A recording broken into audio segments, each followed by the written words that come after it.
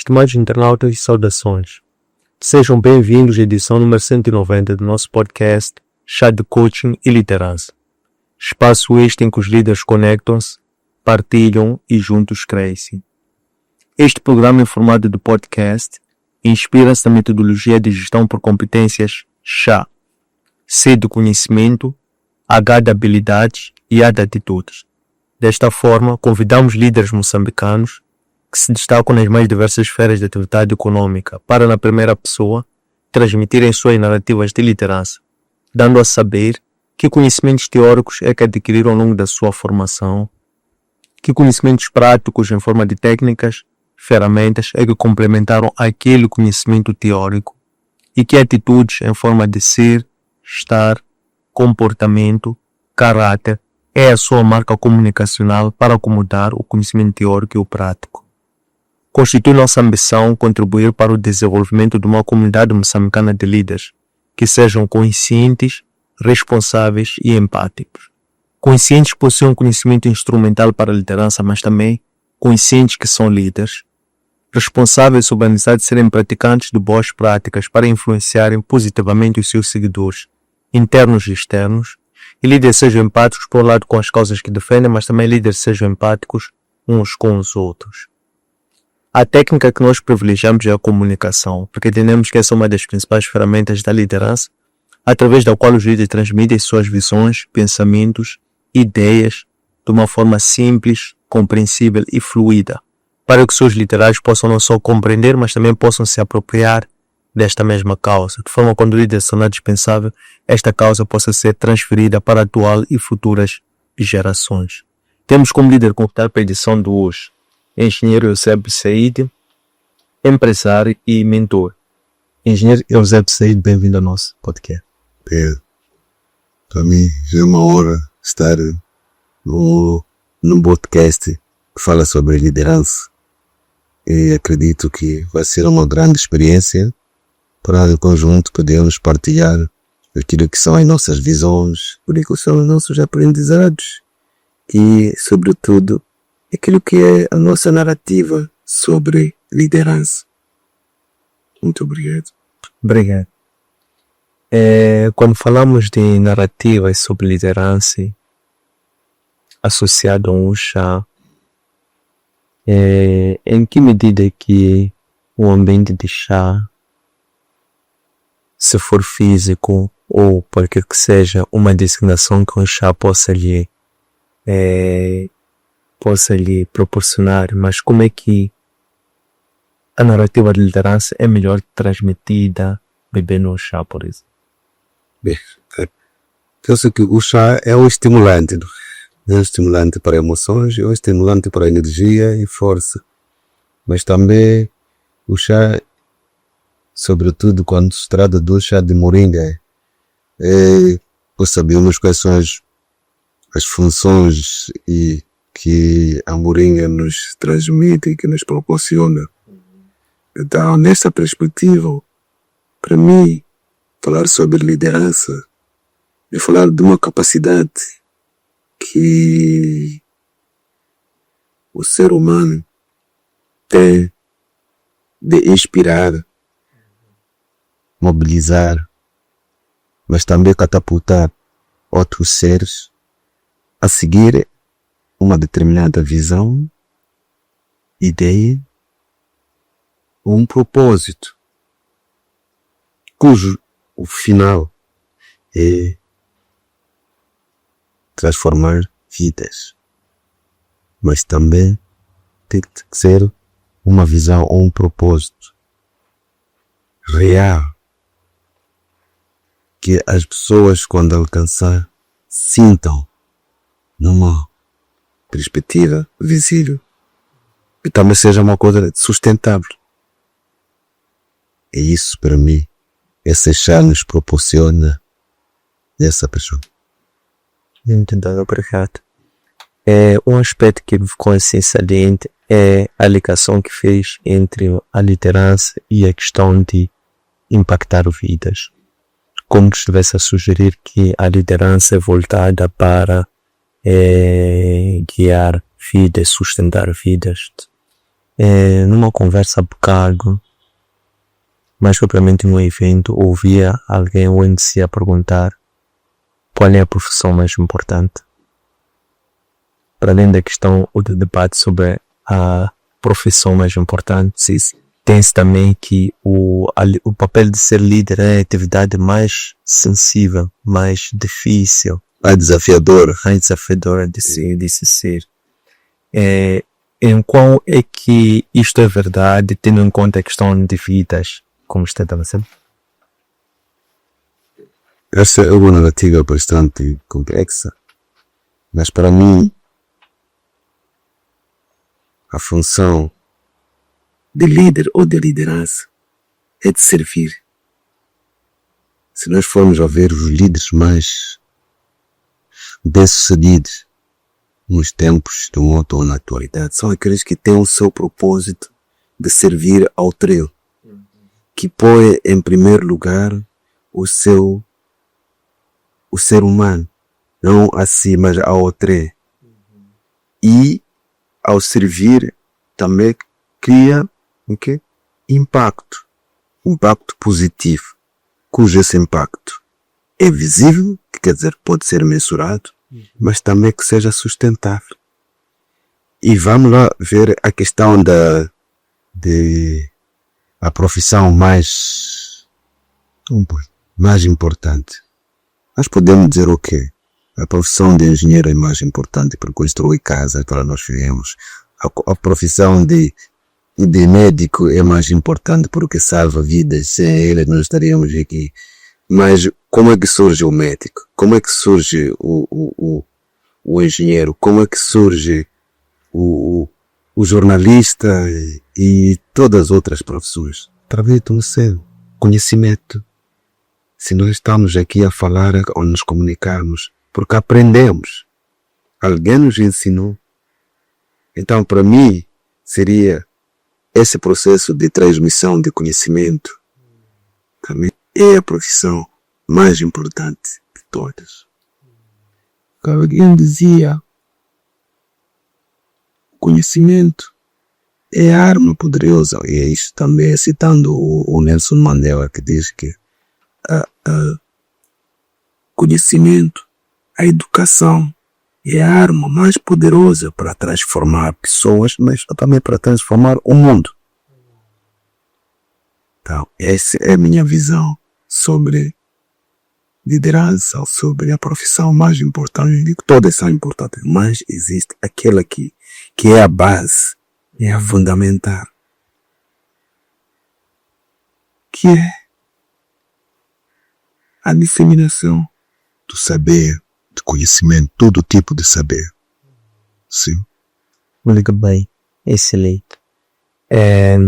Pegando aqui nesse pensamento do Matiba, educação, conhecimento, a arma mais poderosa. E como os Néstor vai fazer menção que o bom líder é aquele que está para servir, eu perguntaria, aonde que o líder é educado ou ensinado que liderar é servir? Aonde que o líder aprende a servir? Aprende em que escola? Como falou de educação, por exemplo. Bem, no passado nós tínhamos essas duas teorias, que alguns temos duas correntes, na qual dissemos que o líder pode ser nascido, talvez por um dom natural de liderança. Nós já vimos isso, há pessoas que não foram à escola, mas conseguem mobilizar, conseguem liderar, conseguem criar corporações até alto nível. Mas também este conceito de liderar pode ser aprimorado. O espírito de liderança pode ser aprendido, e aprendido de várias formas. Na escola, nos ambientes onde nós convivemos, mas também nas conferências, nos workshops, em podcasts como este, a pessoa pode também ir desenvolvendo, cultivando esse espírito de liderança, mas também na própria prática, no dia a dia.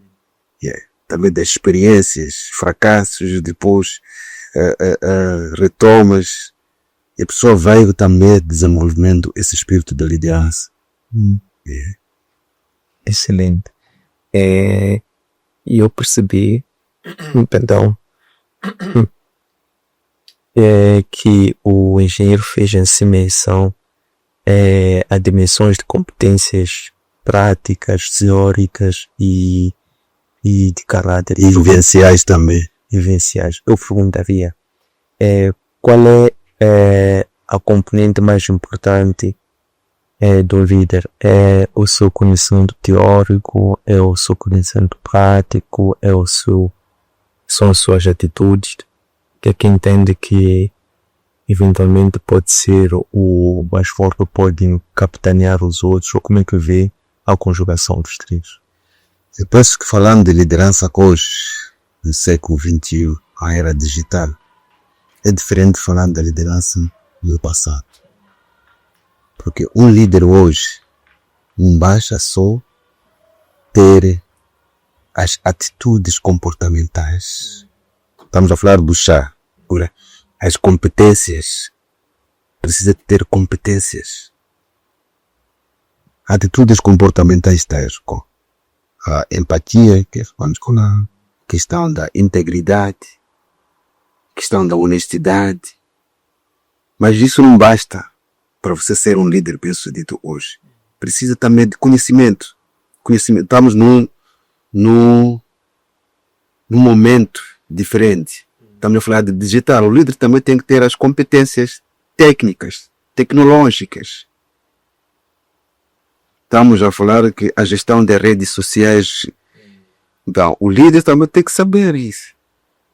Então, para mim, ser líder hoje é mais desafiante do que em um passado, por causa desse dinamismo, dessa complexidade toda da nossa conjuntura. Para além dos aspectos comportamentais, individuais, precisa de ter outro tipo de ferramentas técnicas, que é para fazer. Porque estás a lidar com pessoas com um nível de conhecimento técnico, competência técnica bastante elevado. E se você não quer que a sua liderança seja posta em causa, também tem que estar acima. Tem que se aprimorar. Então, essas duas ferramentas para mim se complementam. A questão técnica, a questão de atitude. É isso, essa é a minha visão. Interessante.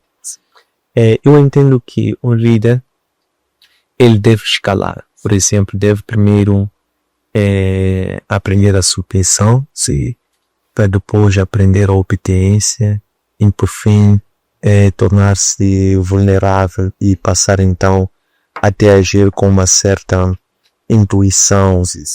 Em função da criatividade, da forma como ele torna a liderança uma arte de servir, como estava a dizer isso. Como é que o líder pode, ainda que esteja numa posição, num estágio, considerando-se pináculo eventualmente, mas ele pode não perder essa humildade, talvez continuar a convencer-se que precisa de sempre, tempos em tempos, tornar-se submisso, obediente e que essa roda não para. Sim. Mesmo esteja já no nível, por exemplo, de ser mestre ou estar a influenciar outras pessoas. Este é o outro desafio da liderança hoje. Porque, por um lado, a componente técnica joga um papel muito importante. Porque hoje o líder tem que tomar decisões com base em dados, com base em evidências. Então, ao mesmo tempo, tem que ter o backup. Aquilo que eu chamo da raiz, não pode fugir das suas raízes. Não pode fugir daquilo que lhe sustenta. O que lhe sustenta é a componente espiritual. A componente espiritual para mim joga um papel muito importante. É aquilo que me dá o suporte. E que chamo equilíbrio, força, mas também, quando falo equilíbrio é em termos de valores, princípios e propósito. Então, e isso, para mim, a componente espiritual é muito importante para que o líder possa estar em equilíbrio consigo mesmo. Por quê? A espiritualidade dá-lhe a capacidade de base nisso, dizer não, dizer sim, porque ele tem uma base. Qual é a base? São os seus princípios, são os seus valores, questão da integridade, questão da honestidade, da humildade, da simpatia ou da empatia. Isto está enraizado naquilo que eles chamam da espiritualidade. A questão da auto-escuta, o autoconhecimento, que isso que eu posso, isso não posso, isso sou permitido, mas não é ser permitido por lei. O que acontece hoje em dia, da maior parte dos nossos líderes, que nós fracassamos porque só estamos tomando decisões com base em aspectos técnicos. Temos somos exigidos a meritocracia, sim, mas também qual é a nossa base moral, cívica? Perdemos essa componente.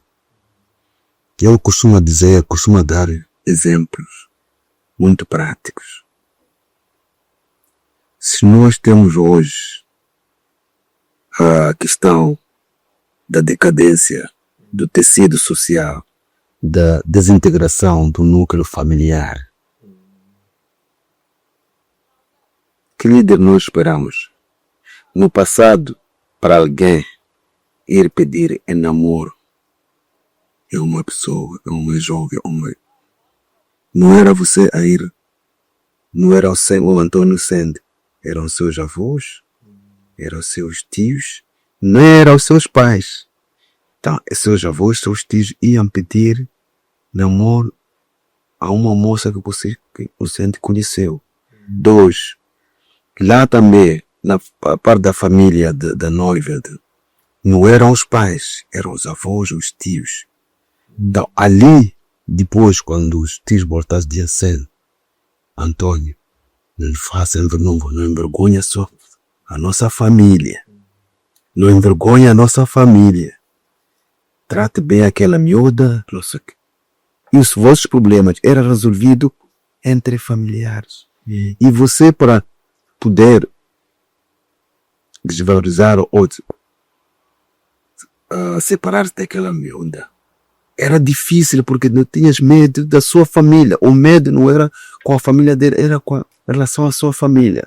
Quando você era apontado para ser um diretor diretor provincial ou diretor distrital ou gestor público, seus pais, seus tios, avós te aconselhavam: não envergonha a nossa família, não envergonha nossos tios. Então, esse tipo de ativo que nós tínhamos no passado, qual é o nosso ativo? Era a família.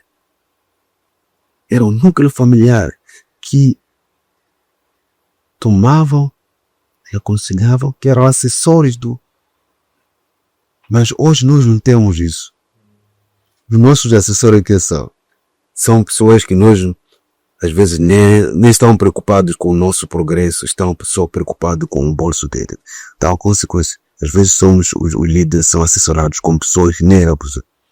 E muitas vezes, às vezes, nem ouvimos aquilo que são os conselhos da nossa família.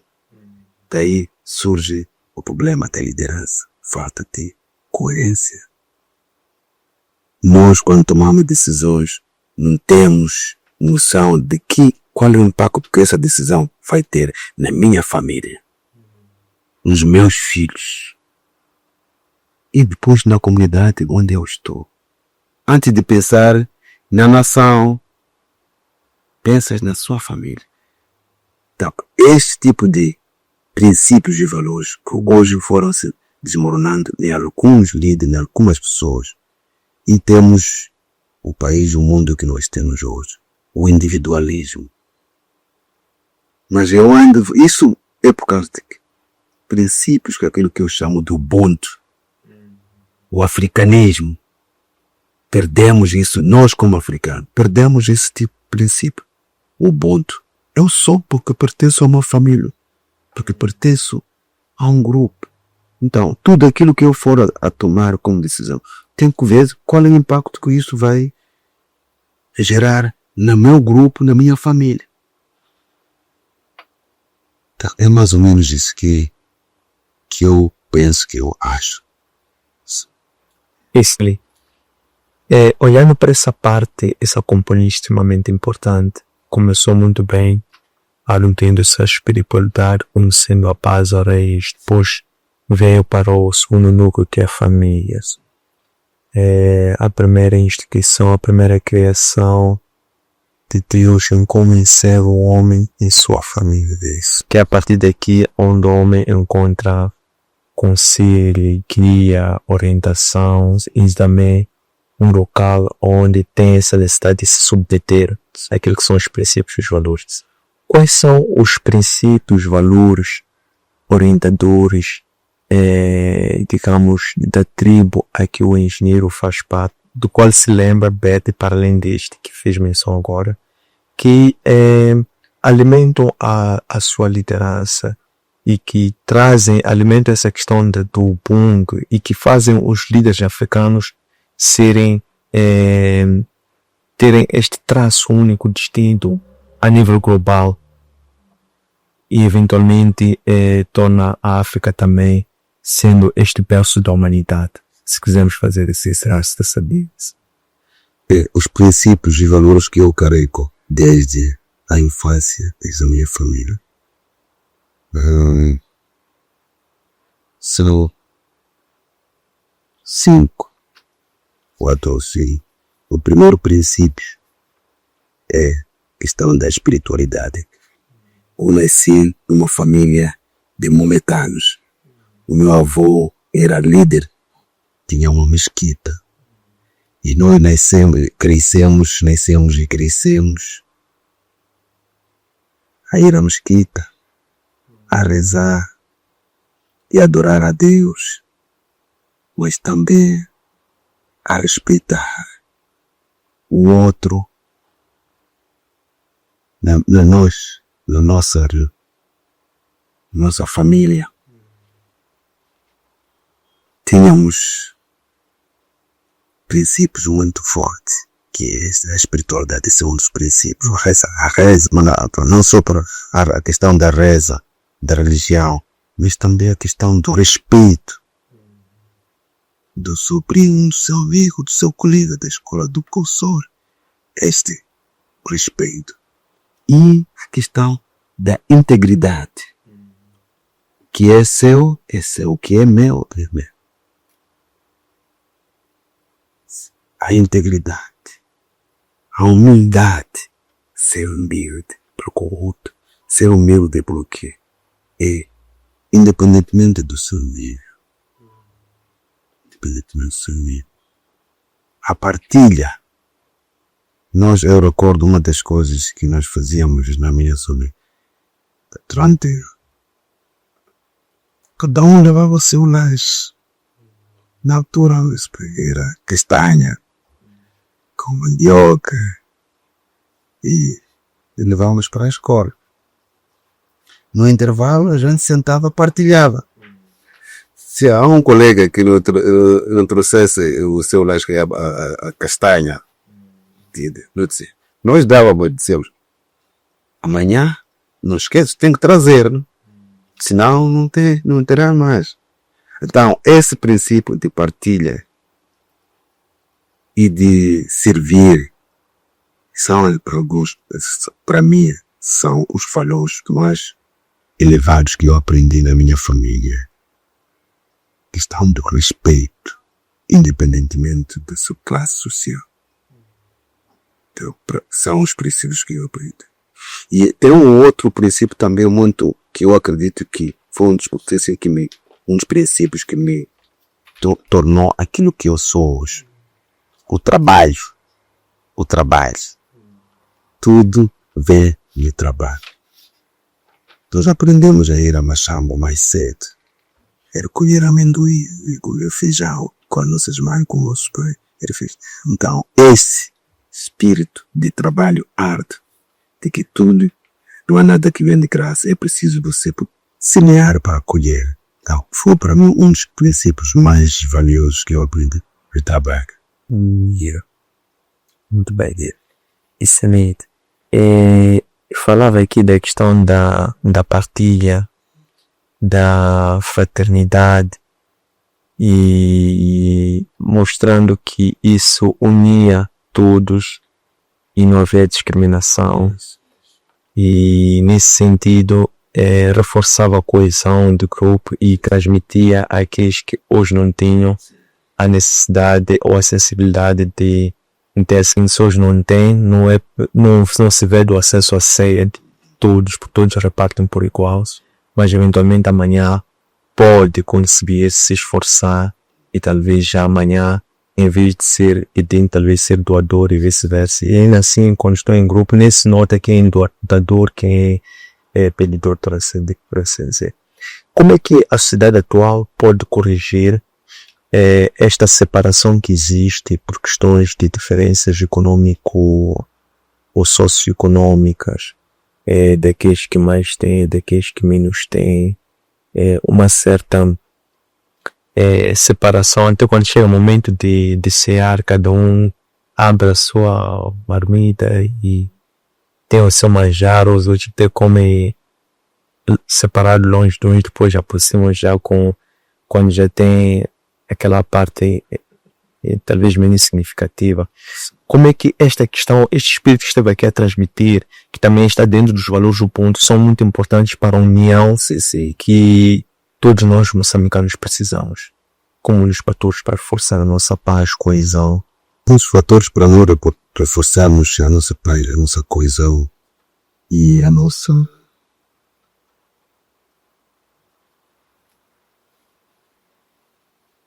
capacidade de transformação, posso dizer assim. Eu olho primeiro nas crianças. Uma educação cívica, apesar de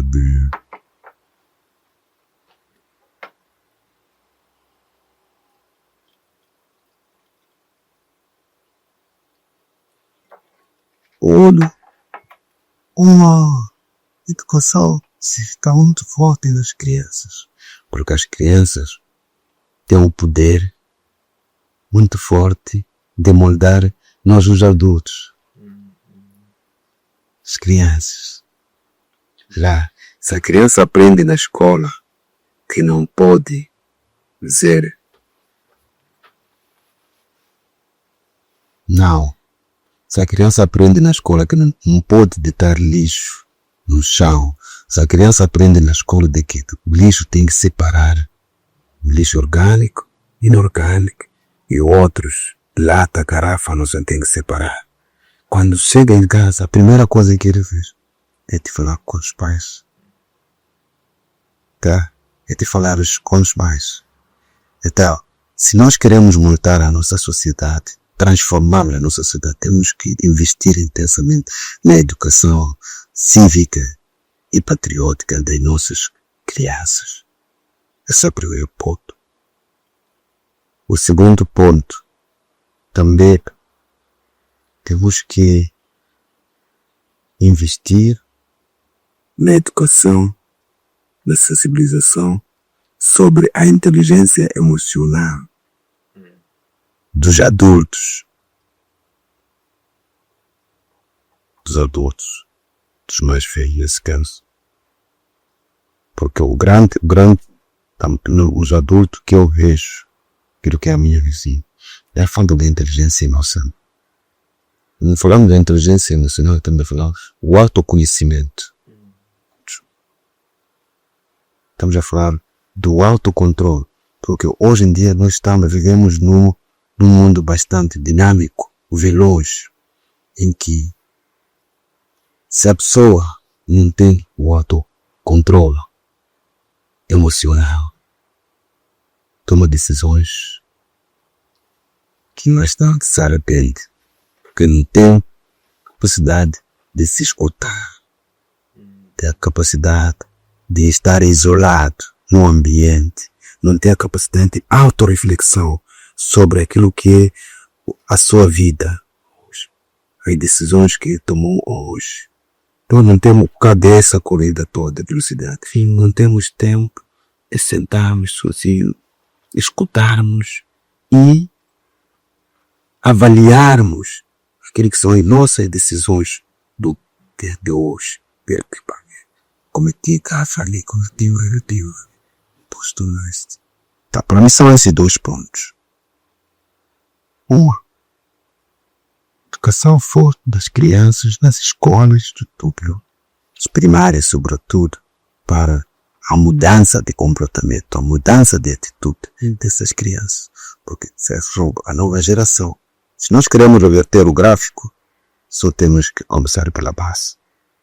Não faz começar na parte da árvore. Então diz que a árvore começa a crescer de baixo, não de cima. Chega em cima quando já tem as raízes bem estruturadas, bem assentes. Por isso começa a crescer para cima. Muito bem. Qual é o propósito de vida do líder? Você sente? O meu propósito, aquilo que eu desde que eu nasci, eu descobri que tinha um chamamento nessa terra. E meu chamamento é desenvolver as potencialidades das pessoas. Esse aqui é o meu chamamento. Desenvolver as potencialidades dos jovens, das mulheres, para que elas possam participar ativamente na economia, para que elas possam estar incluídas na nova economia digital, para que elas possam gerar riqueza, para que possamos acabar com a pobreza. Isto é a minha luta. Transformar vidas, mas através do desenvolvimento das suas potencialidades. Porque as pessoas têm potencialidade. Algumas você precisa só de acordar, dar um empurrão. Acabam descobrindo aquilo que pelo qual nasceram. Então, outras você precisa trabalhar um pouco. Mas, para mim, aquilo que me faz viver, me faz acordar, me faz eu não apanhar sono, é desenvolver as potencialidades dos jovens e das mulheres. Este aqui é o propósito de vida. Muito bem. Como escritor de liderança, como é que se inspira para escrever cada verso, cada palavra, frase, parágrafo, folhas, terceiro livro, e já vai em vários livros? Como é que se inspira para poder escrever sentimentos, emoções sobre liderança? Para mim, escrever é contar histórias. E eu gosto de contar histórias. Eu gosto de partilhar histórias. E por isso, o meu livro, 90% dos textos são histórias. Por quê? São histórias que eu partilho. História das minhas amarguras, histórias também dos meus progressos. Eu partilho isso para inspirar outras pessoas. Então, para mim, histórias são a fonte de inspiração das minhas escritas. E quando eu sento, começo a pensar num determinado desafio que eu tive e consegui contornar com sucesso. Isso para mim é uma história de inspiração para partilhar com outros líderes, para partilhar com os meus seguidores. É isso que eu faço. Se for a ver nos meus livros, conto isso, faço isso. É isso que para mim me inspira. E quando pego numa história, pode passar um dia, ou pode à noite, eu que começo a escrever a 19, posso chegar até às 2, às 3, 4, 5 da manhã. Se aquela história ainda não tem um fim, eu continuo. E o flow, aquilo flui naturalmente, sem esforço, porque é uma história verídica, é uma história que você viveu. Então é isso que me inspira. Esqueci isso.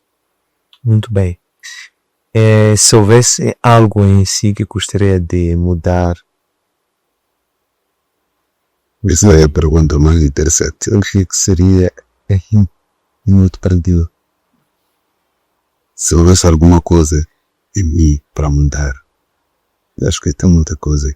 Cada dia a gente acorda, nasce uma versão diferente. Mas provavelmente seria esta me apanhou de surpresa, mas ao longo da nossa caminhada a gente aprende muito, aprendemos muito e aprendemos até começar quando a gente olha para trás e poxa, sou eu, bicho. Sou eu que tomei aquela decisão. Sou eu que não. Então, o que eu iria mudar em mim seria, talvez, ser mais...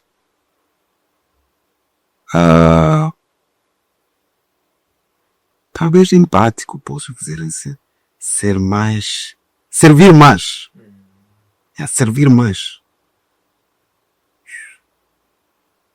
Poder servir mais. Mas a gente, às vezes, quando diz servir mais,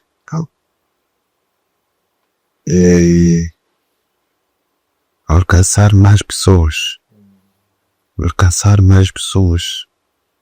Isso que eu podia mudar em mim. E estar em locais onde não estou. Onde posso dar talvez o maior contributo. Mas nesse momento. Então, é isso que eu poderia mudar. Outra questão seria talvez ouvir mais.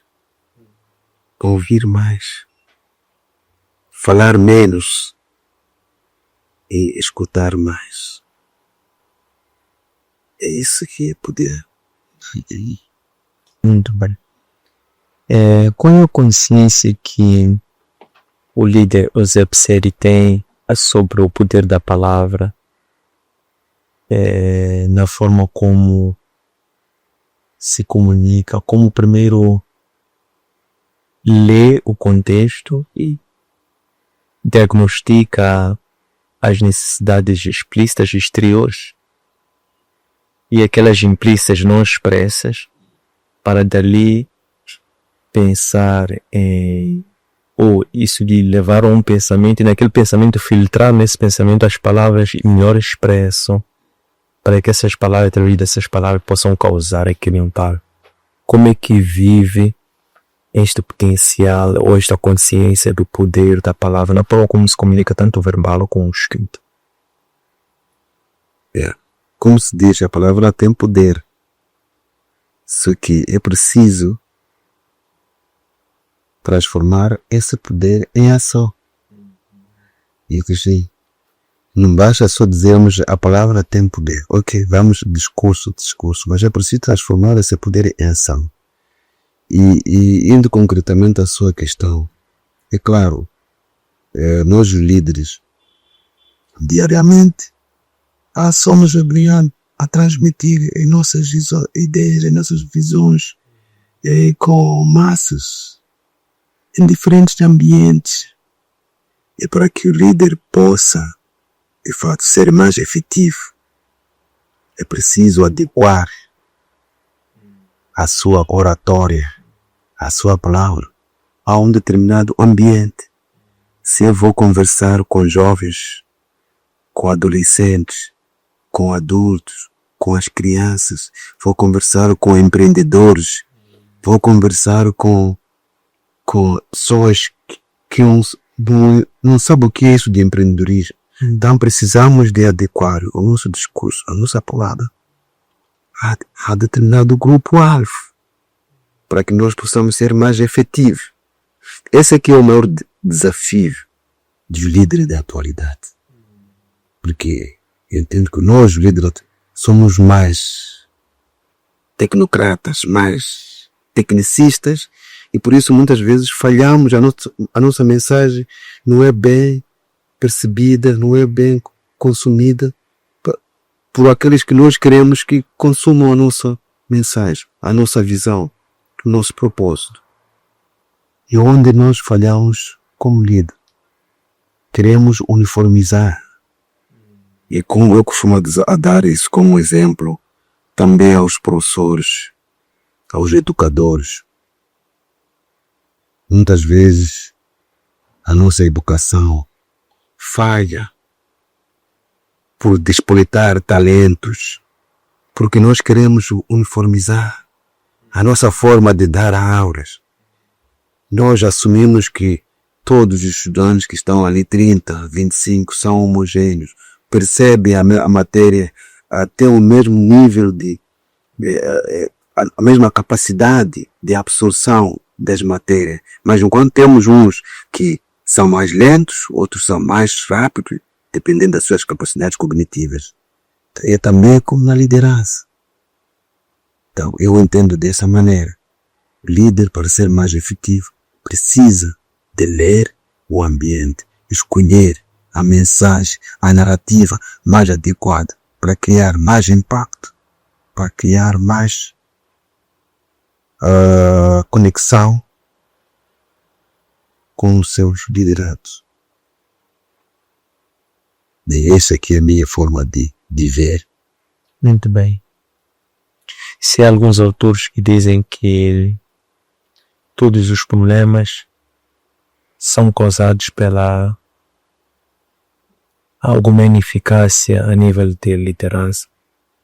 Concordo plenamente. Como é que a liderança a nível de Moçambique, como uma disciplina, como uma prática, como um movimento, como uma cultura em construção e coletiva, pode ser um instrumento para resolver o problema do paradoxo da abundância? É aquilo que nós estamos a falar, começamos. Se no dia em que os líderes africanos, sobretudo os moçambicanos, tomarem a consciência que liderar é servir ao treino, não a si, que liderar é criar transformação, é criar impacto real, impacto sustentável das pessoas. Penso que o cenário pode vir a mudar. O cenário pode vir a mudar. No dia que nós tomarmos essa consciência e interiorizarmos essa consciência de que estamos aqui de passagem, precisamos deixar algo maior. Precisamos deixar algo maior. Não apenas o nosso nome. Algo maior aqui. É o legado. Porque muitos não estão preocupados em deixar legados. Estão preocupados em deixar bens materiais. Bens materiais, basta o dono ir, também os materiais vão. Porque as pessoas que ficam não vão conseguir gerir. Então nós precisamos deixar legado. Um legado em que as pessoas continuam a seguir os seus ideais, continuam a seguir o seu propósito. E tal, até multiplicar as ações de serventismo. Então, o problema é a mudança da consciência. Essa transformação 360 graus que nós precisamos. E ainda mais, precisamos de voltar. Apesar de que alguns têm uma visão diferente, de que nós não precisamos voltar para as nossas raízes. Quando digo voltar para as nossas raízes, não é irmos buscar aquilo do bom que os nossos antepassados deixaram. Nossos antepassados deixaram de pouco. A integridade. Deixaram de bom. a humildade, a simpatia. Irmos cultivar o africanismo, a questão do Ubuntu. Eu estou a escrever um livro agora que fala sobre a aplicação da filosofia Ubuntu nos negócios. E eu estou a trazer alguns modelos de negócios, alguns líderes que estão a aplicar a filosofia Ubuntu na gestão de seus empreendimentos e estão a sair muito bem. Porque o Ubuntu é o coletivismo, é a partilha. A partilha. Então, para mim é este.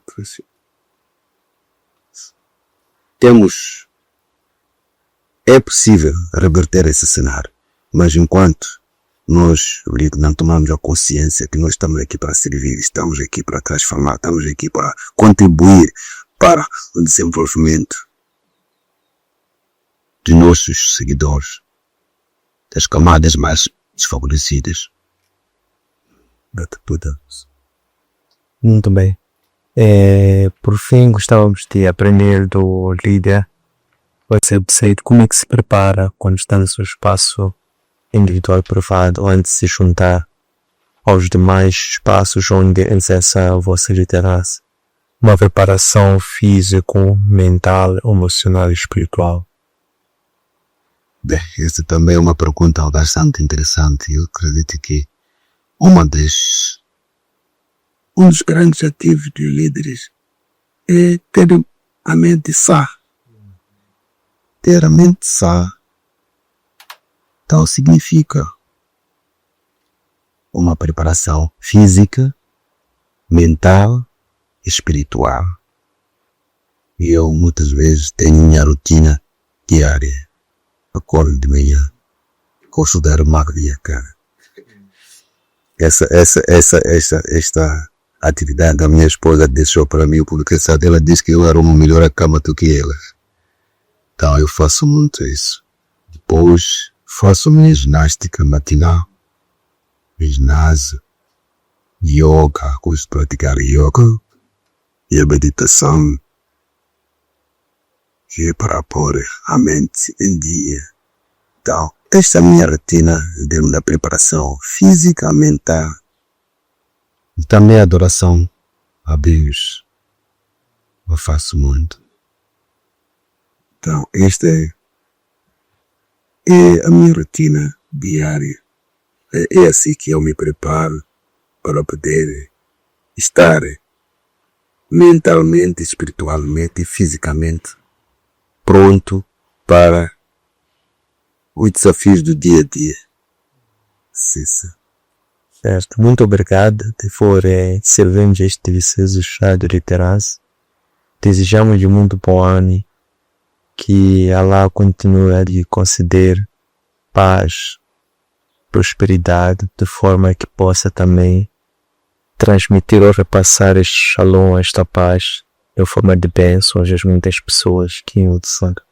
Muito obrigado. Também para mim, agradeço por esta oportunidade. Não é fácil estar num podcast falar sobre liderança. Liderança é um tema bastante